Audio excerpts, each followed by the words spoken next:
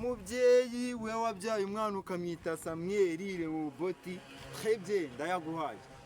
Ntabwo urimo wabyaye umwana akamwita Regisi wapi.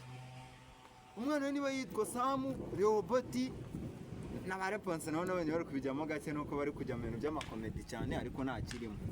Ariko umuntu witwa Samweli Rehoboti cameraman tayari mu bukwe bwawe niba utaranabukora ukaba ugize imyaka 80 utarakora ubukwe tayari cameraman wamufite niba arabyaye umwana ukamwita Samweli.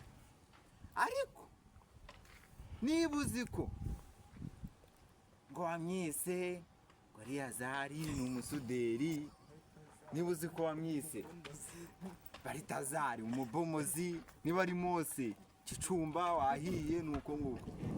Niba uzi ko nono umuhungu wawe yitwa Pierre idage ryigendera, ni kadage yigendera, niba waramwise Nyandwi nawe ni ihene yigendera, uwo ni kavukira azapfira iwanyu ntabwo azashaka. Ndabikubwiye kandi ntabwo nzabisubiramo, ntabwo azashaka pe. Akabo